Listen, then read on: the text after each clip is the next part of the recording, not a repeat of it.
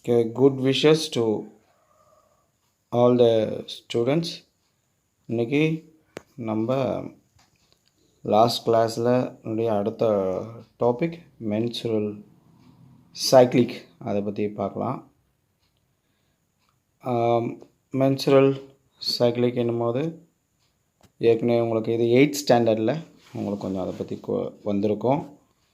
8th ஸ்டாண்டர்டில் நீங்கள் படிச்சிருப்பீங்க.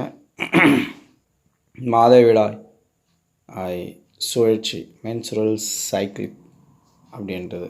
ஓகே, பெண்களின் இனப்பெருக்க காலமான பூப்படிதல் முதல் மாதவிடாய் நிறைவு வரை கர்ப்ப காலம் நீங்களாக சுமார் 29 அல்லது 28 நாட்களுக்கு ஒரு முறை மாதவிடாய் சுழற்சி ஏற்படும். ஓகே, அதாவது அண்டக சுழற்சி அப்படின்னு பேர் அதுக்கு. ஓகே, மாதவிடாய்க்கு அடுத்த மாதவிடாய்க்கு இடைப்பட்ட காலம் இருக்குது இல்லையா, அந்த இடைப்பட்ட காலத்தில் கருப்பையில் எண்டோமெட்ரியத்தில் நிகழும் சுழற்சி மாற்றங்கள் தான் மாதவிடாய் சுழற்சி எனப்படும். இப்போ உங்களுக்கு இதில் எண்டோமெட்ரியம் அப்படின்னா உங்களுக்கு அது ஞாபகம் வருதா பாருங்கள். எண்டோமெட்ரியம்னா ஏற்கனவே நம்ம பார்த்துருக்குறோம். பெண்ணினப்பெருக்க உறுப்பில் அந்த உறுப்பு பகுதியில் 3 பகுதிகள் இருக்கும் அப்படின்றத நம்ம பார்த்துருக்குறோம். எக்டோமெட்ரியம், எண்டோமெட்ரியம் அப்படின்றது உள்பகுதி இருக்கிற பகுதி தான் எண்டோமெட்ரியம் அப்படின்னு நம்ம ஏற்கனவே பார்த்துருக்குறோம். அந்த எண்டோமெட்ரியத்தில் ஏற்படுகின்ற நிகழ்வு அது இயற்கையாக நடைபெற வேண்டிய ஒரு நிகழ்வு. அது இயற்கையாக கால இடைவெளியில் கரெக்டாக அது நடக்கணும். அப்படி நடக்கிற பகுதியை தான் மாதவிடாய் சுழற்சி அது ரெகுலராக நடக்கும் அப்படின்றது. Okay,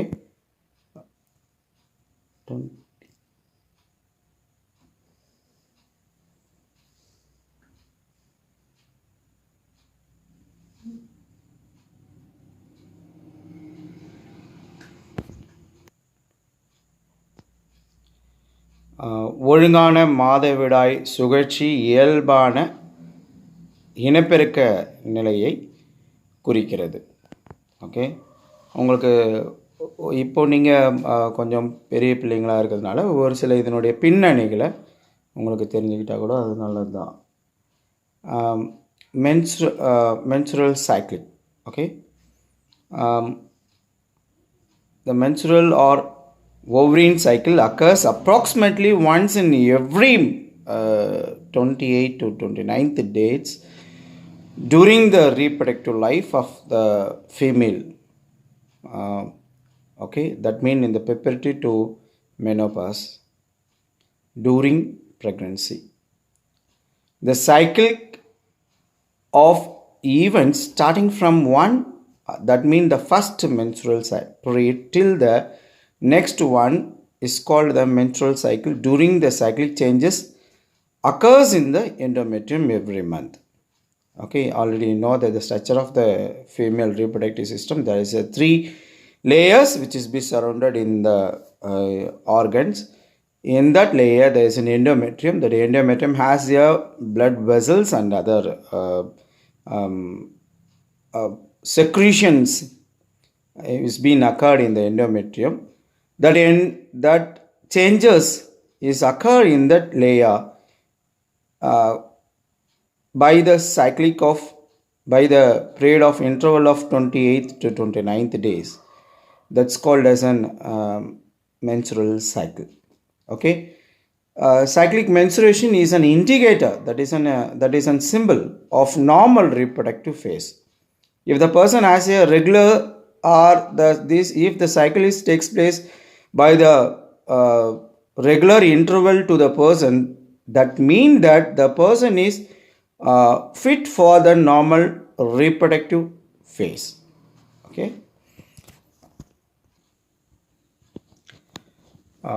menstruation cycle has different phases.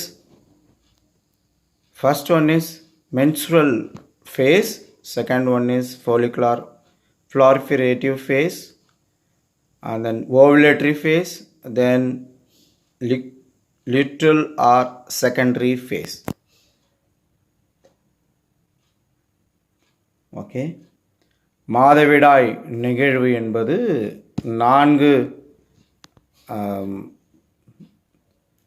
நிலையை கொண்டுள்ளது. ஒன்று வந்து மாதவிடாய் நிலை, இரண்டாவது நுண்பை நிலை அல்லது பெருகு நிலை, மூன்றாவது அண்டசெல் விடுபடு நிலை, நான்காவது லிட்டியல் அல்லது சுரப்பு நிலை. ஓகேவா? இனிஷியலி துவக்க காலத்தில் இதை நீங்கள் தெரிஞ்சுக்கிட்டால் உங்களுக்கு நல்லா தான் இருக்கும்னு நினைக்கிறேன். துவக்க காலத்தில் திடீரென்று ஒரு பெண் குழந்தை, இப்போ உங்கள் வீட்டில் எல்லார் வீட்லேயுமே இப்போ பெண்கள் இருக்காங்க, அம்மா இருக்காங்க, அக்கா இருக்காங்க, சித்தி இருக்கிறாங்க, அண்ணி இருக்கிறாங்க, அப்படியே தங்கச்சி இருக்காங்கன்னு வச்சுக்கப்பா உங்களுக்குள்ளார. இப்போ அவங்க திடீர்னு ஒரு உடல் ரீதியாக ஒரு மாற்றம் ஏற்படும். ஓகேவா? அப்போ மாற்றம் ஏற்படும் போது அந்த குழந்தைங்க திடீர்னு ஒரு 13-14 வயதில் இந்த மாதவிடாய் நிகழ்வு ஏற்படும் போது உடலில் ஏதோ நமக்குள்ள மாற்றம் ஏற்பட்டுச்சு, என்னன்னு தெரில, ரத்தம் வருது அப்படின்னு சொல்லிட்டு நிறைய இனிஷியல் ஸ்டேஜஸில் நிறைய குழந்தைங்க பயந்து போய் இறந்து போயிருக்காங்க. சில நேரங்களில் அந்த வீட்டில் அம்மா இருந்திருக்க மாட்டாங்க, அவங்க அம்மா சின்ன வயதில் இறந்துருப்பாங்க. அவங்க அப்பா கிட்ட அது எப்படி சொல்கிறதுன்னு ஒரு பயத்தில் என்ன பண்ணிவிடுவாங்க, அவங்க இறந்துருக்குறாங்க. அல்லது எதுவும் சொல்லாமல் அப்படியே ஓடி போயிருக்காங்க. நிறைய நிகழ்வு முன்னொரு காலத்தில் அப்படிலாம் இருந்துச்சு. ஆனால் அதெல்லாம் நடக்கக்கூடாதுன்றதுனால தான் 8th ஸ்டாண்டர்டில் இதனுடைய கல்வி அறிவு இப்போது வந்திருக்குது.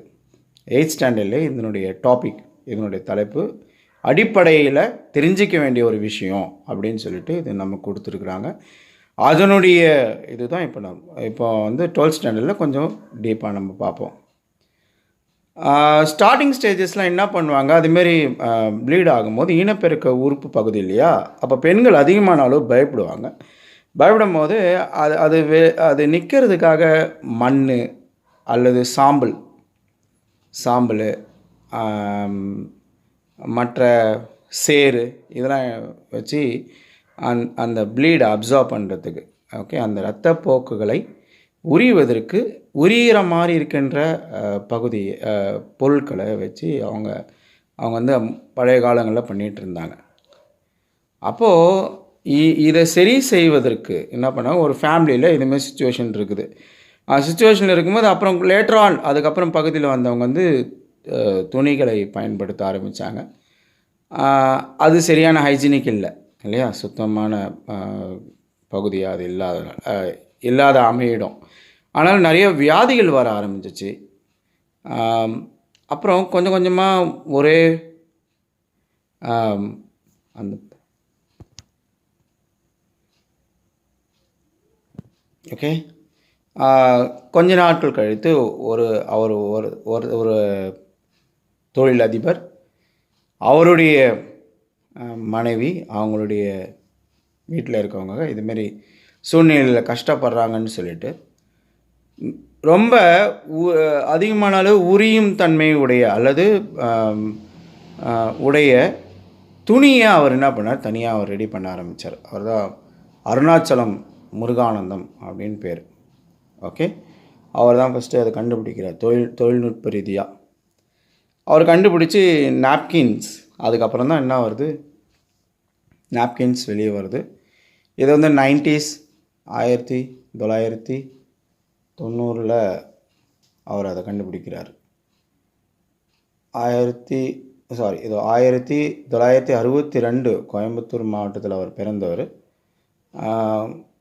அவர் தான் என்ன பண்ணுறாரு, மலிவான ஆடையில் தயாரிக்கும் கருவியை உருவாக்கியவர். அவர் கண்டுபிடிச்ச அந்த பகுதி தான் இப்போ நம்ம பார்க்குறோம். ஓகே, ரொம்ப சாஃப்டாக இருக்கிற மெட்டீரியல்ஸை வச்சு என்ன பண்ணுறாரு, அவர் ஃபஸ்ட்டு கண்டுபிடிக்கிறார். ஏன்னா சுச்சுவேஷன் உங்களுக்கு நல்லா புரிஞ்சிருக்கும்னு நினைக்கிறேன் நான் சொன்னது. ஏன்னா அந்த காலத்தில் என்ன பண்ணாங்க, அப்படியே இப்போ உதாரணத்துக்கு திடீர்னு அந்த மாற்றம் ஏற்படும். ஒரு பப்ளிக் பிளேஸ்லோ, இல்ல திருமண நிகழ்வோ, அல்லது ஒரு கோயிலுக்கோ, இல்ல வெளியூருக்கோ, அ அம்மா அல்லது ஒரு பெண் குழந்தைய கூட்டிட்டு போறாங்க அப்படின்னா, அந்த டைம்ல ரத்தப்போக்கு ஏற்பட்டால் அவங்களுடைய சூழ்நிலை அவங்களால நடக்க முடியாது, அல்லது பொதுவான இடத்துல நிக்க முடியாது, கம்ஃபர்டபிள் இருக்காது. அப்போ அந்த டைம்ல அவ்ளோ சங்கடத்த உணர்ந்த இவரு என்ன பண்றாரு, அவங்க வீட்ல இருக்கிற அவங்களுடைய பெண்மணிகளுக்கு அவர் ரெடி பண்ணி குடுத்தாரு. அதுக்கப்புறம் தான் அது நாப்கின் வந்துச்சு. இதனுடைய அட்வர்டைஸ்மென்ட்டுக்கு அவர் எல்லாரையும் அணுகுனாரு. ஆனா நெறைய பேர் அதுக்கு வந்து ஃபர்ஸ்ட்டு ஆக்சுவலா இது ஹைதராபாத்ல இருக்கிறவர் தான் முதலாவது அம் அதனுடைய இதுவ கண்டுபிடிச்சாரு. அதுக்கப்புறம் இவரு அந்த மிஷின கண்டுபிடிச்சாரு. அப்போ அதனுடைய அட்வர்டைஸ்மென்ட்டுக்கு அணுகும்போது தான் உங்களுக்கு நான் அக்ஷய் குமார் உங்களுக்கு தெரியும்னு நெனைக்கிறேன்.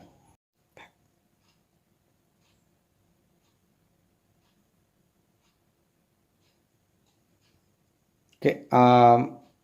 அதுக்கப்புறம் சினிமா துறையில இருக்கிற அக்ஷய் குமார் தான் என்ன பண்ணாரு, ஏன்னா இது இந்த விளம்பரம் டிவி விளம்பரம் அல்லது மற்ற வகையான விளம்பரத்துக்கு ஒரு பிரபலமான ஒரு ஆளை வைத்து தான் இது எல்லா இடத்துலையும் பரப்பணும் அப்படின்னு சொல்லிட்டு எல்லாருங்கிட்ட கேட்டாங்க. ஆனால் யாரும் அதுக்கு ஒத்துக்கல. ஆனால் அக்ஷய் குமார் உங்களுக்கு தெரியும் ஏற்கனவே ரஜினி கூட சேர்ந்து ஒரு படம் நடித்திருக்கிறாரு. இப்போ கூட ரோபோ 2 அது நடித்தார் இல்லையா, அவர் தான்.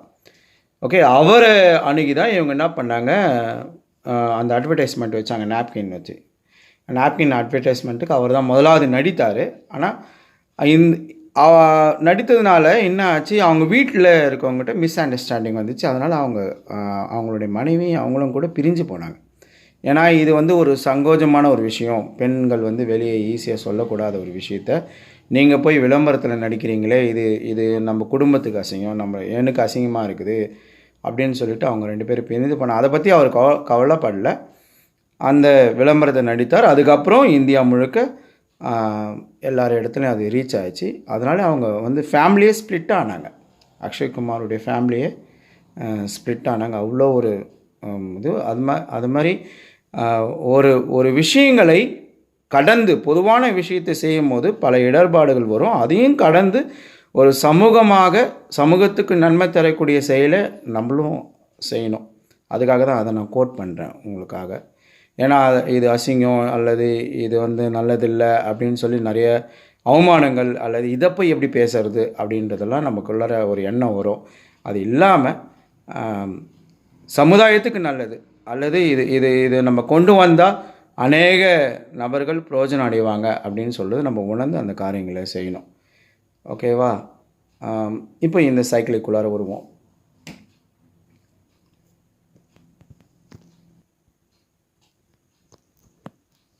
Okay, first stage is and menstrual phase. 3 நிலையை நான் ஃபஸ்ட்டு எடுத்தது சொன்னேன். அது முதலாவது நிலை மென்சுரல் ஃபேஸ். அப்போது ஃபஸ்ட்டு எடுத்ததும் cyclic starts from 3rd to 5th day menstrual phase. அது வந்து என்ன ஸ்டேஜஸ் அப்படின்னா, ஓகே, என்ன நடக்குது, break down of the endometrial lining of the uterus. அந்த பகுதியில் இருக்கிற யூட்ரஸில் கருப்பை பகுதியில் இருக்கிற கடைசி லேயர் எண்டோமெட்ரியல் லேயரில் இருக்கிற அங்கே இருக்கிற பிளட் வெசல்ஸ் என்ன ஆகும், ப்ரோக்ரஸ்டன் ஹார்மோனாலும் ஈஸ்ட்ரோஜன் ஹார்மோனாலும் அந்த இடத்துல என்ன ஆகுது, அந்த நிலையை அடைகிறது. ஓகே, அப்போது menstruations occurs only if the released ovum is not fertilized. எப்போ கரு தெரிக்காமல் அல்லது கரு உறுதல் நடைபெறாமல் இருந்துச்சு அப்படின்னா மட்டும்தான் என்ன நடைபெறும், சைக்கிளிக் நடைபெறும். Okay, absence of menstruation may be an indicator of pregnancy. Okay, ஒருவேளை அந்த மாதவிடாய் நிகழ்வு நடைபெறலை அப்படின்னா ஒருவேளை அந்த நபர்கள் அல்லது அந்த பெண் வந்து கருத்தரித்திருக்கலாம், அல்லது அது மட்டும் இல்லை, கருத்தரித்திருக்கலாம், உடனே கருத்தரித்திருப்பாங்க அப்படின்ற ஒரு அதிர்ச்சி அப்படிலாம் இல்லை. ஸ்ட்ரெஸ் இருக்கலாம்.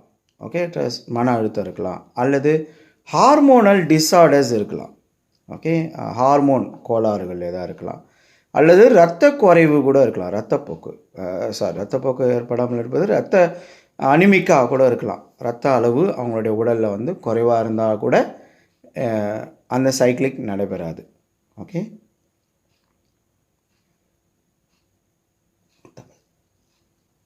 முதலாவது மென்சுரல் ஃபேஸில் பகுதி தான் பார்க்குறோம். தமிழில் உங்களுக்கு தெரியணுன்றதுனால கருவுற்று இருப்பதற்கான அறிகுறி. சில நேரங்களில் மன அழுத்தம், ஹார்மோன் கோளாறுகள், இரத்த சோகை இதெல்லாம் இருக்கும்ன்றது.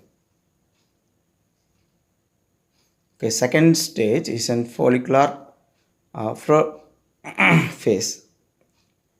Okay, follicular phase extends from 5th day of the cycle until the time of ovulation. எது வரைக்கும்? ovulation வரைக்கும் நடக்கும். ஓகே, இப்போது டூரிங் திஸ் ஃபேஸ் என்ன நடக்குது? துவக்கத்தில் primary follicle in the ovary grows to become a fully matured.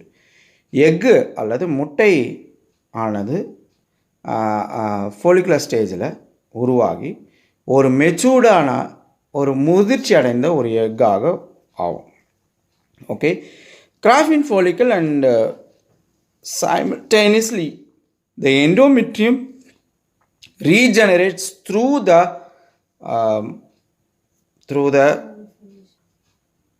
proliferation. These changes in the ovary and the uterus are induced by the secretion of gonadotrophics like FSH and LSH. Okay, egg ஒரு பக்கத்தில் உருவாகுதா? எங்கே? ஃபோலிக்கலில் உருவாகுது. அந்த ஸ்ட்ரக்சரில் தெரியும் உங்களுக்கு, அந்த finger like projection, அந்த ஃபீமேல் ரீப்ரொடக்டிவ் ஸ்ட்ரக்சர்ஸில் ஃபிங்கர் லைக் ப்ரொஜெக்ஷன் இருக்குன்னு சொன்னேன். அந்த ஃபிங்கர் லைக் ப்ரொஜெக்ஷனில் இருக்கிற அந்த இடத்துல ஃபோலிக்கல் எக்கு வந்து ஃபார்ம் ஆகும். அதே நேரங்களில் என்ட்ரோமெட்ரியத்தில் 2 வகையான ஹார்மோன்கள் வந்து தூண்டுவிக்கும். ஒன்று FSH ஹார்மோன், இன்னொன்று வந்து LH ஹார்மோன். ஓகே, அப்போது இது 2 தூண்டுதல் காரணமாக follicle cells ஃபார்ம் ஆகுது with the help of estrogen hormones. Okay, follicle develops and the secretion of estrogen by the follicle cells.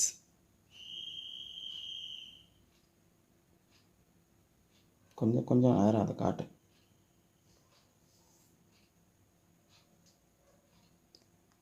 Okay, ஒரு வேளையில் கருப்பை எண்டோமெட்ரியம் புதுப்பிக்கப்படுகிறது அப்படின்னு சொல்லலாம்.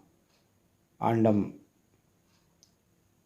ஃபோலிகுலர் இந்த நிலையில் 5ஆம் நாள்லேருந்து அண்டம் விடுவிப்பு 14ஆம் நாள் வரை இது அதனுடைய கால அலகு. ஓகே,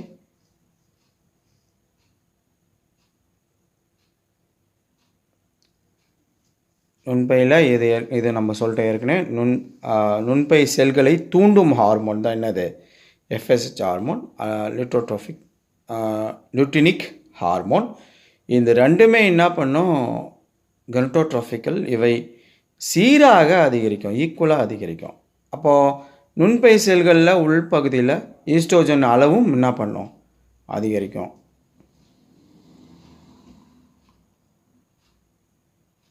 மூன்றாவது நிலை தான் அண்ட செல் விடுவிப்பு நிலை. ஓகே, மாதவிடாய் சுழற்சியில் 14ஆம் நாளிலிருந்து LH அண்ட் FSH ஹார்மோன் சுரப்பு அதிகமான அளவு இருக்கும்.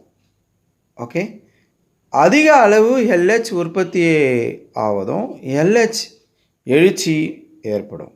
ஓகே, அப்போ கிராஃபின் நுண்பையில் இருக்கிற அந்த செல்கள் என்னாவும் உடைந்து அண்ட அணு வெளியேற்றி வயிற்றுக்குழையை என்ன பண்ணுது? அடைகிறது. அப்போ உள்ளேருந்து மைக்ரேட் ஆகி என்ன பண்ணுது? வருது. இந்நிகழ்ச்சி தான் அண்டம் விடுவிப்புதல் அப்படின்னு பேர், ஓவுலேஷன்ஸ் அப்படின்னு பேர் அதுக்கு. அந்த டயக்ராம் ஓகே, இந்த third English. Okay, ovulatory phase. Both LH and FSH peak level in the middle of the cycle. Okay, in the period of 14th day. Maximum secretion of LH during the mid cycle, called as an LH urge, indicates the rupture of graphene follicle and release of the ovum. Okay, அந்த இடத்துல அண்ட செல்கள் என்ன பண்ணுது? விடுவிக்கப்படுது. So this process is called as an ovulations. இதுதான் நான் பேர், ஓவுலேஷன்ஸ் பேர்.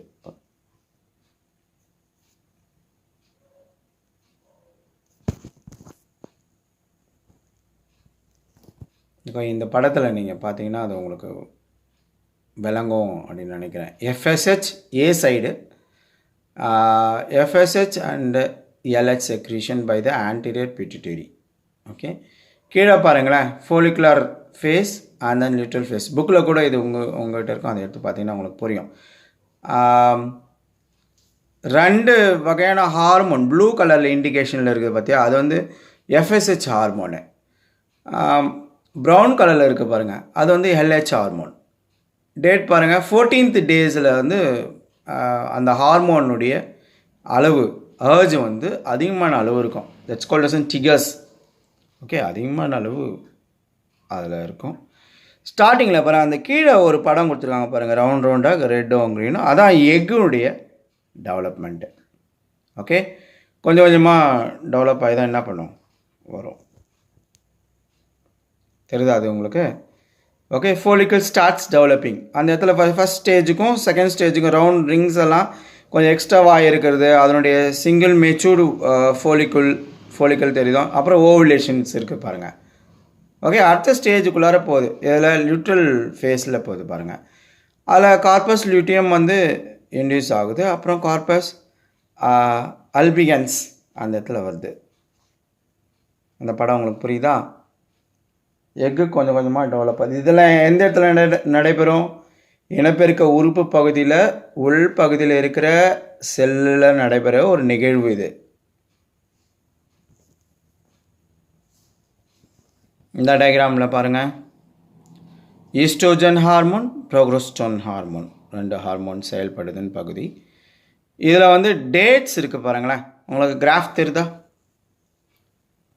கீழே 1 ஈவன் நம்பர்ஸில் 1 3 5 7 அப்படி கொடுத்துருக்காங்க. ஃபஸ்ட்டு பார்ட்டில் 1 to 5 பாருங்களேன், ரெட் கலரில் அப்படி இருக்குது பாருங்கள். இரத்தப்போக்கு மற்றும் எண்டோமெட்ரியஸ் சுவர் உரிதல் அப்படின்னு பெருகுது, அப்படி இருக்குது பாருங்கள். என்ன தெரியுதா? அது இனப்பெருக்க உறுப்பு பகுதியில் இருக்கிற உள்பகுதி செவுருனுடைய பகுதி, அந்த அதனுடைய லேயர்ஸுடைய பகுதி, அந்த திசுனுடைய பகுதி கீழே இருக்கிறது. அதை வந்து அந்த சுழற்சியினுடைய நிகழ்வை புரிய வைக்கணுன்னு தான் இப்படி கொடுத்துருக்காங்க. அது கொஞ்சம் நீங்கள் யோசித்து பார்த்தீங்கன்னா தெரியும். செல்லுக்குள்ளாக இருக்கிற பகுதி அந்த ரெட் கலரில் நீட்டாக மேலே வருது பார்த்து, அதெல்லாம் என்ன நினச்சிங்கன்னா இரத்த குழாய்.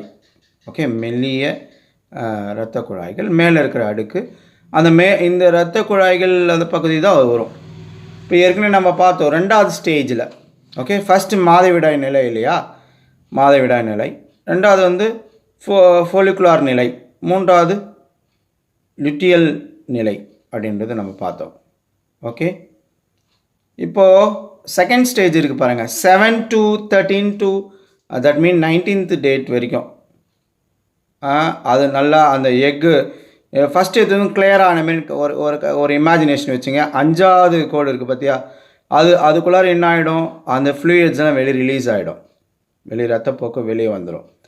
அப்புறம் முட்டை செல்கள் நம்ம போன படத்தில் நம்ம பார்த்தோம், அந்த முட்டை செல்கள் வளர்ச்சி அடையும் இந்த ஸ்டேஜில், அது உள்பகுதியில் வளர்ச்சி அடையும். அதே நேரத்தில் இந்த செவரு பகுதியில் இது இரத்த நாளங்கள் என்ன பண்ணும், 2 ஹார்மோன் உதவியால் என்ன பண்ணுது, இந்த இடத்துல மெச்சூர்ட் ஆக ஆரம்பிக்குது.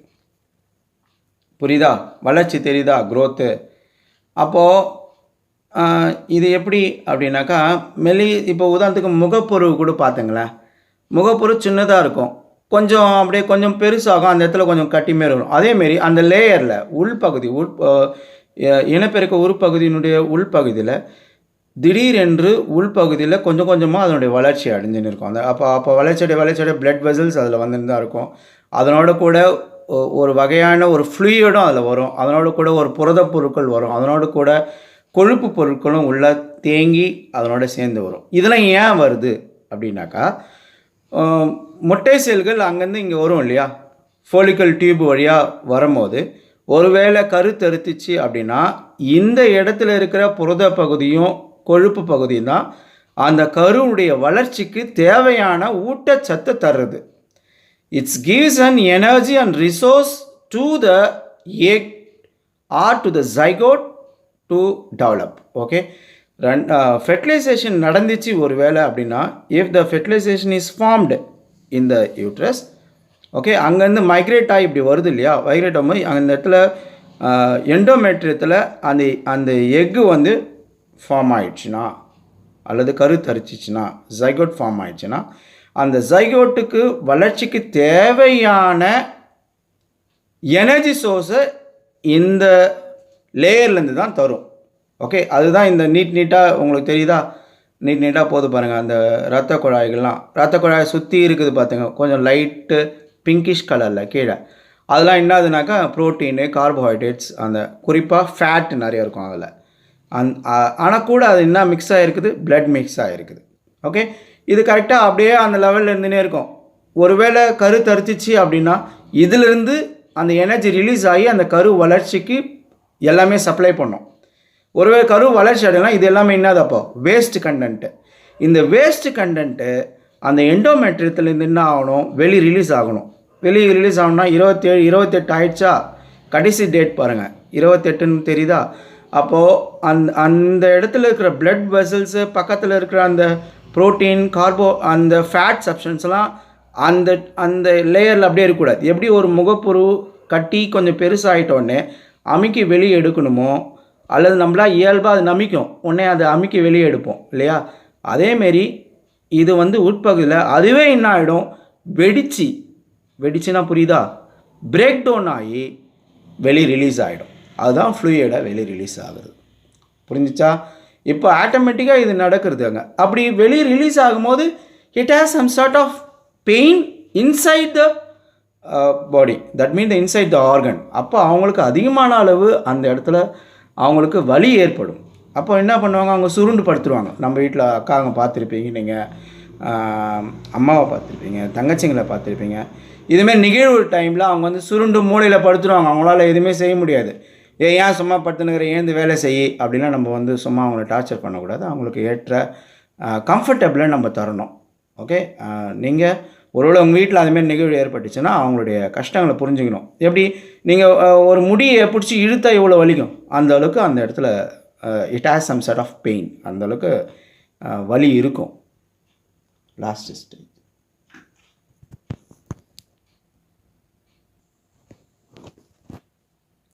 Okay, rupture of the blood. நான் இப்போ அந்த டயக்ராம் வச்சு எக்ஸ்பிளைன் பண்ணேன். அந்த டைமில் பிளட்டு ரிலீஸ் ஆகும். ஓகே, அப்போ ஃப்ளோ ஆஃப் பிளட் இருக்கும். அப்போ ஃப்ளோ ஆஃப் பிளட் இருக்கும்போது அவங்களுடைய க்ளீனினஸ், பாடி க்ளீனினஸ் ரொம்ப முக்கியம். ஓகே, இன்ஃபெக்ஷன் ஆகிறதுக்கு வாய்ப்பு இருக்குது. அதனால் க்ளாத்திங் மெட்டீரியல், நாப்கின்ஸ், பேட்ஸு இதெல்லாம் யூஸ் பண்ணுறது. Manage to the mensuration cyclic, அவங்கள மேனேஜ் பண்ணுறதுக்கு சரியாக இருக்கும். அது சில ரொம்ப ஷையாக ஃபீல் பண்ணுவாங்க, சங்கடமாக ஃபீல் பண்ணுவாங்க. அதெல்லாம் வெளியே சொல்ல மாட்டாங்க. அது நிகழ்வு அப்போது அதுமாரி கிட்டத்தட்ட 4 to 5 hours குள்ளார அந்த திருப்பியும் இன்னும் சேஞ்சஸ் அதை மாற்றி அமைக்கணும். நாப்கின்ஸ் யூஸ் பண்ணாலோ அல்லது இது பண்ண, அப்போ தான் இன்ஃபெக்ஷன்ஸ் வராமல் இருக்கும். Okay, changing sanitary material 4 to 5 hours as per the requirement. தேவைக்கு ஏற்ப. சிலருக்கு ஃப்ளோ, பிளட் ஃப்ளோ, அதாவது பிளட் ஃப்ளோனா என்ன அர்த்தம், அதில் இருக்கிற மெட்டீரியல்ஸ் வெளியே ரிலீஸ் ஆகும்போது ஃப்ளோ ஜாஸ்தி இருந்துச்சு அப்படின்னா அவங்களுக்கு உடனே அதர் திங்ஸ் ஒன்றே மாற்ற வேண்டியது இருக்கும். அதனால் அதை அவங்க மாற்றணும்.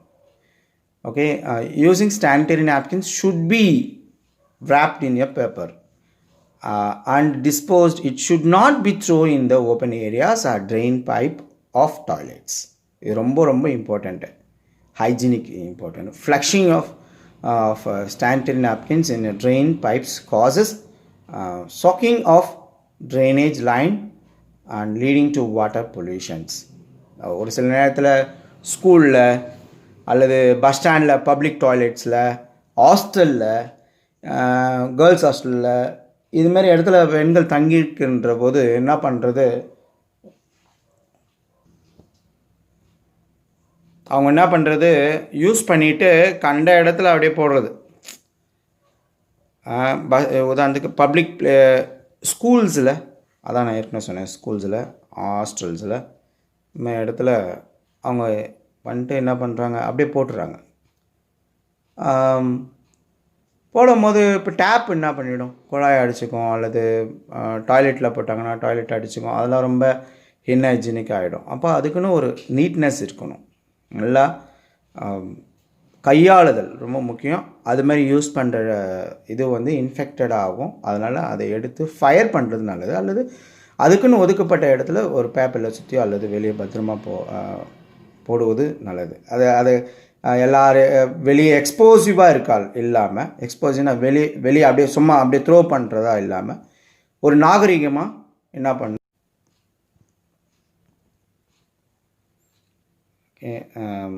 அப்படியே திறந்த வெளியில் தூக்கி எறியக்கூடாது. கழிவறை ஓகே, ஏதாவது ஒரு பகுதியில் தண்ணி போகிற பகுதி அல்லது தண்ணி வர பகுதியில் என்ன பண்ண முடியும், தூக்கி போட்டு அடைச்சிட்டா அது வந்து என்ன பண்ணிடும், குழாவை அடைச்சிடும். அதனால் ரொம்ப மாசு ஏற்படும். அப்படிலாம் என்ன பண்ணக்கூடாது, செய்யக்கூடாது.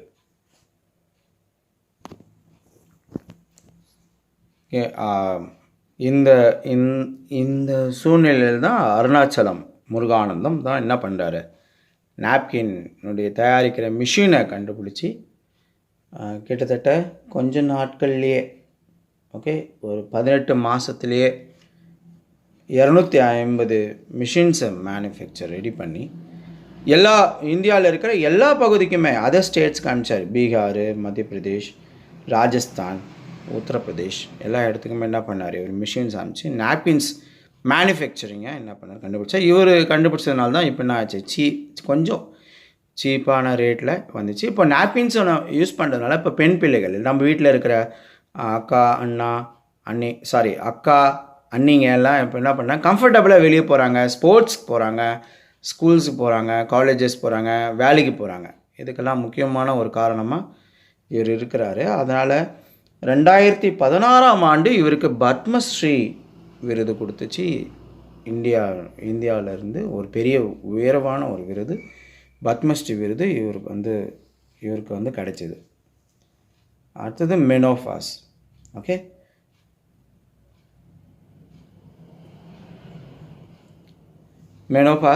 மெனோபாஸ்னால் பெண்களின் வாழ்வில் கடைசியாக அந்த அண்டம் விடுதல் சொன்னேன் இல்லையா. இப்போ உதாரணத்துக்கு லாஸ்ட் ஸ்டேஜில், அதாவது ஃபீமேல் ரீப்ரொடக்டிவ் ஆர்கனில் கடைசி அந்த ஃபிங்கர் லைக் ப்ரொஜெக்ஷனில் எக்கு ஃபார்ம் ஆகும்.